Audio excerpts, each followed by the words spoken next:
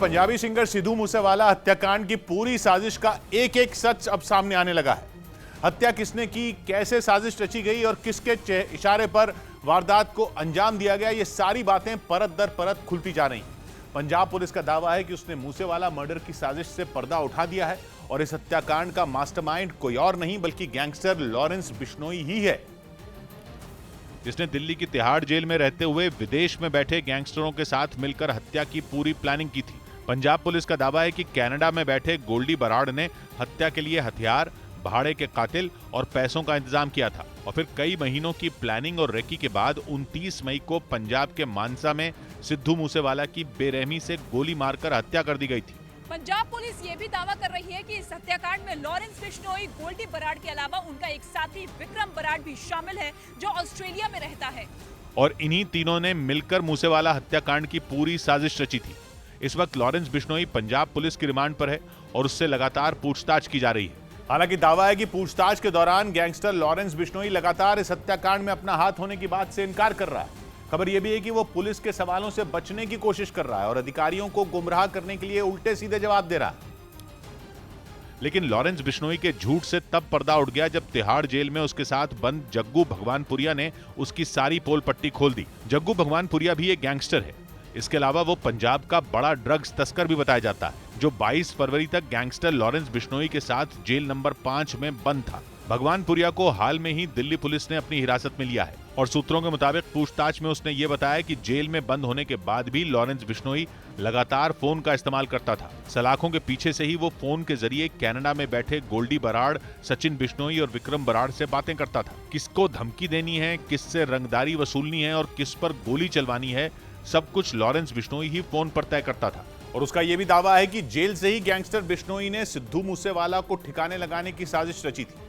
हालांकि बाद में जब जेल अधिकारियों को उसके फोन इस्तेमाल करने की बात पता चली तो उसे जेल नंबर 8 में शिफ्ट कर दिया गया था और दावा है कि इसके बाद से लॉरेंस बिश्नोई कभी भी फोन का इस्तेमाल नहीं कर पाया और इसीलिए जग्गू भगवानपुरिया का कहना है कि मूसेवाला हत्याकांड की प्लानिंग मार्च से पहले की गई थी। पंजाब पुलिस का दावा है कि सिद्धू मूसेवाला की हत्या को अंजाम देने के लिए कनाडा में बैठे गैंगस्टर गोल्डी बराड़ ने 4 राज्यों से 8 शार्प शूटर्स को बुलाया था और हर एक को 3.5 लाख रुपए सुपारी के तौर पर दिए गए थे। इसके बाद मूसेवाला को ठिकाने लगाने के लिए उन्हें आधुनिक और खतरनाक हथियार दिए गए थे। करीब 1 महीने तक मूसेवाला की रेकी करने के बाद हत्याकांड को अंजाम दिया गया। दावा है कि जिन 8 शार्प शूटरों ने इस वारदात को अंजाम दिया उनमें 3 पंजाब के, 2 हरियाणा के, 2 महाराष्ट्र के और 1 राजस्थान का बताया जा रहा है और इन सभी भाड़े के कातिलों का इंतजाम गोल्डी बराड़ और विक्रम बराड़ ने किया था। पुलिस का यह भी दावा है कि महाराष्ट्र के जिन 2 शूटरों के शामिल होने की बात की जा रही है वो कोई और नहीं बल्कि संतोष जाधव और नवनाथ सूर्यवंशी हैं, जिन्हें कुछ रोज पहले महाराष्ट्र की पुणे पुलिस ने गुजरात के भुज से गिरफ्तार किया था। पूछताछ में दोनों ने लॉरेंस बिश्नोई गैंग के लिए काम करने की बात कबूल कर ली है और सूत्रों के मुताबिक उन्होंने ये भी माना है कि उन्हें मूसेवाला हत्याकांड से करीब 1 महीने पहले 3.5 लाख रुपए भी दिए गए थे, जिससे ये शक जताया जा रहा है कि दोनों हत्याकांड में शामिल थे। लेकिन पुलिस की गिरफ्त में होने के बाद भी संतोष जाधव डरा हुआ बताया जा रहा है। उसे इस बात का डर सता रहा है कि कहीं उसकी हत्या न कर दी जाए। सूत्रों के मुताबिक उसका कहना है कि लॉरेंस बिश्नोई गैंग के लोग ही उसे मार डालेंगे ताकि हत्याकांड की सच्चाई बाहर न आ सके। इसी वजह से मूसेवाला की हत्या के बाद से दोनों अंडरग्राउंड हो गए थे और कई दिनों तक गुजरात के भुज में एक खंडहर नुमा मकान में छिपे रहे थे। लेकिन पुणे पुलिस ने दोनों को गैंगस्टर सौरभ महाकाल की निशानदेही पर गिरफ्तार कर लिया और दावा है कि सौरभ महाकाल संतोष जाधव और नवनाथ सूर्यवंशी का साथी है और उसने ही दोनों को लॉरेंस बिश्नोई गैंग से मिलवाया था, जिसके लिए उसे 50,000 रुपए मिले थे और दावा है कि सौरभ महाकाल ने भी मूसेवाला की रेकी की थी, जिसके लिए वो पंजाब गया था। इसी तरह हरियाणा का रहने वाला संदीप सिंह और केकड़ा भी हत्याकांड में शामिल बताया जाता है। बताया जा रहा है कि मूसेवाला की हत्या कराने में केकड़ा ने बेहद अहम रोल निभाया था। पुलिस का दावा है कि हत्या वाले दिन यानी 29 मई को केकड़ा ने अपने भाई के साथ मूसेवाला की रेकी की थी। उस रोज केकड़ा सिद्धू मूसेवाला का फैन बनकर उसके साथ तस्वीर खिंचवाने के लिए उसके पीछे लगा था।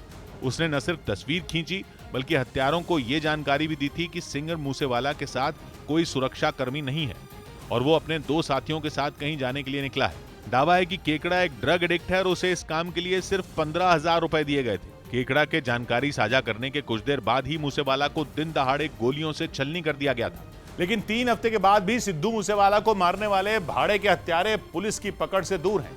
न तो हत्याकांड में शामिल शार्प शूटर गिरफ्तार हो सके हैं और न ही वारदात में इस्तेमाल किए गए हथियार ही बरामद हो सके। हालांकि पंजाब पुलिस हत्या में इस्तेमाल हथियारों की तलाश में जुटी है, जिनके बारे में ये कहा जा रहा है कि हथियारों को कहीं जमीन में गाड़ दिया गया है। पंजाब पुलिस का दावा है कि इस हत्याकांड को अंजाम देने में 1 दर्जन से ज्यादा लोगों ने मदद की थी, जिनमें 9 को पंजाब पुलिस हत्या में इस्तेमाल किए गए 2 गाड़ियों का इंतजाम करने, हत्या से पहले शूटरों को पनाह देने और मूसेवाला की रेकी करने के आरोप में गिरफ्तार कर चुकी है। फिलहाल हत्याकांड की गुत्थी सुलझाने के लिए गैंगस्टर लॉरेंस बिश्नोई से पूछताछ की जा रही है।